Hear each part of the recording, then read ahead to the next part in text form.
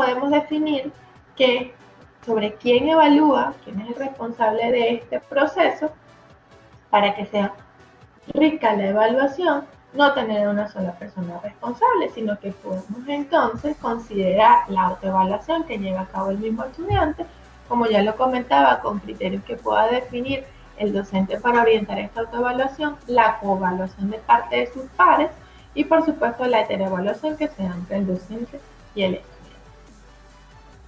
Entonces, una vez que identificamos qué, cómo, cuándo evaluamos, entonces se sugiere una evaluación inicial o diagnóstica cuando estamos comenzando nuestro curso, que esto nos permite tener una radiografía de nuestros estudiantes, de nuestro grupo completo, y aquí podemos entonces ver cuál es el estatus que tiene, conocer sus posibilidades y sus limitaciones.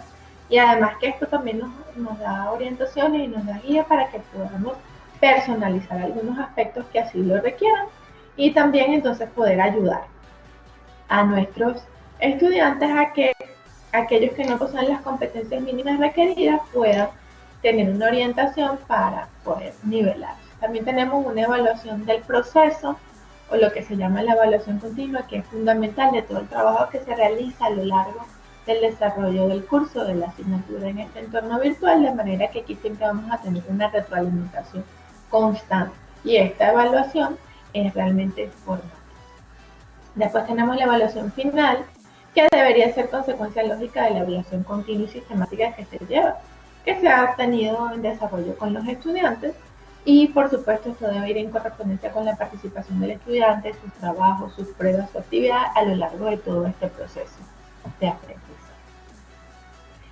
En estos entornos virtuales existen tres formas importantes de llevar a cabo esta evaluación. Dentro de ellas, QUESADA 2006 habla de la evaluación cognitiva. Esta está centrada en las habilidades intelectuales que se puede reflejar a través del uso de organizadores gráficos. Entonces, esto se centra en las habilidades de orden superior, las actitudes, las habilidades comunicativas e implica, por supuesto, estas capacidades diferenciales. Una forma muy difundida de esta evaluación son los mapas conceptuales, que es una estrategia que permite a los estudiantes externalizar la relación que ha establecido entre los conceptos y los procesos que tienen en su dominio teórico y por supuesto revela cuál es la estructura de ese conocimiento que tiene. La evaluación del desempeño, que se centra en que conocemos lo que el estudiante ha estado demostrando sobre los conocimientos que tiene, las habilidades, las actitudes, las destrezas y por supuesto eso se refleja a través de productos que va construyendo o actividades particulares. Entonces los atributos clave aquí se centran en un aprendizaje complejo, implica el pensamiento de orden superior y la destreza en solución de problemas. Estimula un rango amplio de respuestas activas y comporta tareas exigentes cuyo desarrollo requiere de múltiples etapas. Entonces, bueno, aquí por supuesto se le exige al estudiante mucho tiempo, esfuerzo y dedicación. También tenemos entonces la evaluación del proceso. Aquí se realiza a través de lo que conocemos como portafolios, una técnica muy enriquecedora que nos permite tener una relación entre el proceso y el producto que va teniendo nuestros estudiantes a lo largo de estos cursos. Aquí entonces es un método consistente que almacena el trabajo del estudiante a lo largo de todo este tiempo, de manera que lo podemos ir revisando de forma constante y podemos ir viendo cómo se va construyendo poco a poco. Aquí lo que buscamos entonces es enfocarnos en las soluciones y cómo se va llevando a ese producto final. Entonces esto nos da esa herramienta de poder valorar de forma parcial cada uno de los entregables que va teniendo nuestro estudiante hasta obtener el producto completo. Ahora bien, ¿cómo podemos entonces nosotros desarrollar estas diferentes formas de evaluación? ¿Qué podemos utilizar en nuestros entornos? Bueno, existen muchas técnicas y muchos instrumentos. Es importante siempre que podamos conocer la diversidad que tenemos y que en función de nuestro propósito nosotros seleccionemos las más acordes que puedan dar respuesta de forma válida, fiable, objetiva, sensible y representativa de lo que nosotros queremos llevar a cabo en nuestra práctica pedagógica. Aquí les comparto las que nos plantea García Areto, que nos habla de actividades Podemos desarrollar estas actividades de aprendizaje y actividades dentro de nuestros espacios, que pueden ser tareas, que pueden ser actividades puntuales que colocamos a nuestros estudiantes, como por ejemplo participar en un foro, como puede ser la entrega de algún ensayo, como pueden ser preguntas de reflexión, entre otros. Entonces también tenemos la posibilidad de hacer pruebas abiertas, que estas pruebas abiertas nos permiten entonces fomentar ese análisis, la reflexión, el pensamiento crítico. Tenemos las que todos han utilizado y conocen, que es las pruebas objetivas, de llevar a cabo esta forma de poder establecer este proceso evaluativo, donde podemos entonces tener pruebas de verdadero y falso, pruebas de selección múltiple, de asociación, etc. También tenemos entonces comentarios de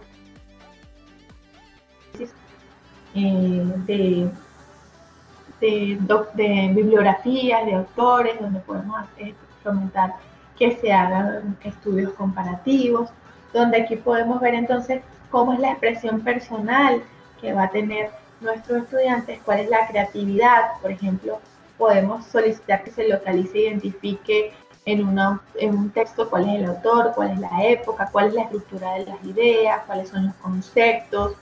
Es decir, podemos aquí definir muchas estrategias que permitan entonces la creatividad. Después tenemos la observación. Entonces, en la observación, que buscamos ver cómo se realiza de forma directa y sistemática el comportamiento del estudiante. Ver entonces cómo ellos se van desarrollando, cómo van adquiriendo todas estas habilidades. Y aquí podemos utilizar escalas, listas de control, listas de verificación, para poder registrar las actividades, las fases, que suceden en las fases, cómo fueron las entregas. Podemos aquí entonces ver la cantidad y la calidad de la producción, de la participación. Aquí podemos utilizar, que es algo que está dentro de las tendencias, son las analíticas de aprendizaje, que le ofrecen a los docentes diferentes formas para poder llevar a cabo estos procesos. Y también aquí tenemos en la observación las rúbricas, otra importante herramienta con la que podemos contar.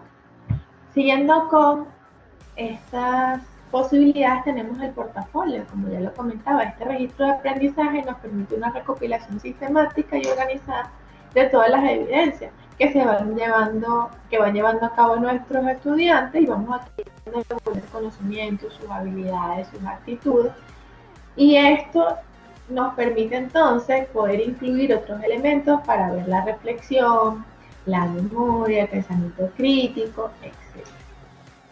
Continuando, tenemos otro elemento que nos permite realizar las evaluaciones, que son los blogs, entonces, que son muy conocidos por todos, las llamadas bitácoras, que entonces aquí permite que nosotros podamos verificar, conocer el nivel de análisis, de la crítica, de la defensa de las propias posiciones, de qué manera el estudiante puede organizar sus ideas, la calidad de los vínculos, la reseña de los autores, las consultas bibliográficas, la calidad de los comentarios, la frecuencia con lo que hace sus intervenciones, cuál es la disposición, entre otras muchas cosas.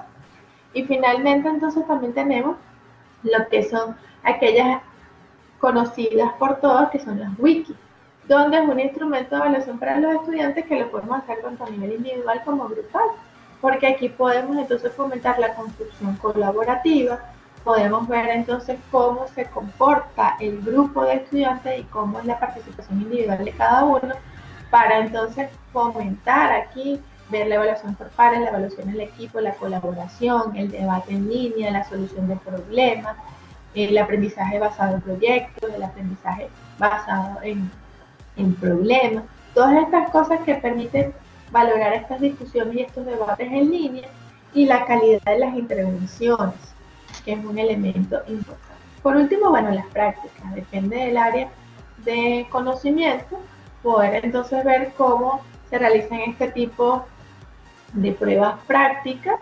donde no se descarta ver cómo con el uso de la tecnología, cuáles son las competencias, las habilidades, las destrezas que tienen aquí.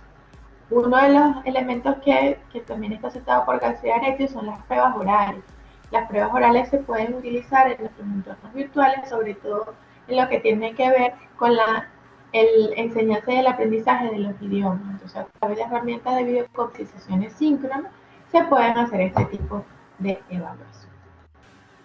Siguiendo entonces, dentro de todas estas posibilidades que tenemos, hay que considerar en el momento que construimos nuestras pruebas de evaluación algunos criterios que nos cita García Arecio que son fundamentales para llevar a cabo con éxito estos procesos. Entonces, primero tenemos que estar claros en la redacción de las preguntas, cuáles son los objetivos que se persiguen en esta prueba. Hay que ver qué se pretende representar, cuáles son el logro de las competencias que se quiere llevar.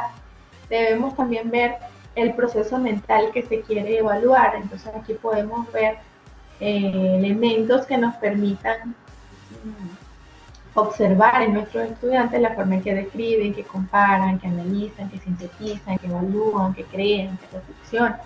También tenemos que considerar cómo enunciamos cada pregunta, la creatividad, la originalidad, seleccionar adecuadamente y cómo de forma sencilla, precisa, nosotros entonces planteamos estas interrogantes. El tiempo. Si nosotros vamos a hacer pruebas de forma síncrona, con un tiempo establecido que el estudiante debe ingresar a la plataforma y dispone de cierto tiempo, tenemos entonces que ver cuál es el tiempo medio requerido para que pueda responder la prueba y pueda resolver las diferentes tareas. La univocidad de la pregunta, entonces hay que cuidar mucho la formulación que sea clara y precisa. Tratar de evitar estas preguntas con doble sentido, confusas, capciosas. Lo importante entonces aquí es valorar qué es lo que nosotros queremos que nuestros estudiantes demuestren con estos procesos. Las instrucciones son muy importantes, deben ser claras. El protagonista, que es nuestro estudiante, debe conocer y tener orientaciones sobre el tiempo del cual va a disponer, cuáles son los criterios de la valoración, si se aplica alguna fórmula de ponderación, si hay penalización por los errores.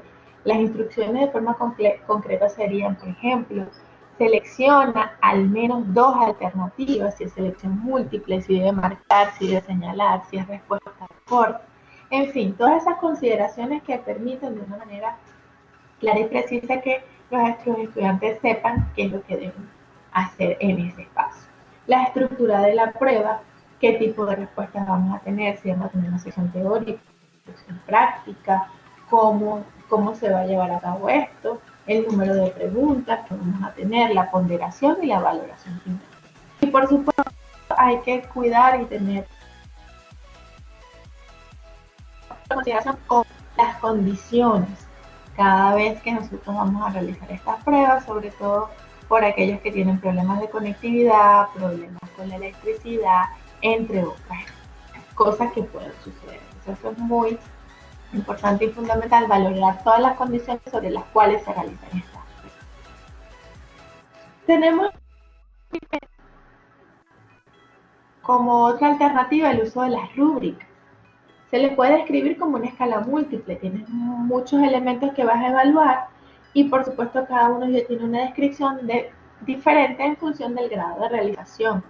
Se encuentran ubicados con 2 polos formados por la ejecución novata en un extremo y con la experta en el otro extremo. Entonces, bueno, ellas de por sí integran una escala descriptiva que también tiene baremos cuantitativos y o cualitativos para valorar cada una. Son muy precisas y son mucho más exhaustivas que en las escalas, y nosotros podemos fomentar la construcción de estas rúbricas con nuestros estudiantes. Entonces, esto nos sirve como una guía de registro sobre las determinadas actividades, donde podemos ver entonces, en función de los elementos o los criterios preestablecidos, que es lo que nosotros queremos valorar, que está relacionado con las competencias y con los objetivos, ver cuáles son los niveles de dominio, logro o la calidad.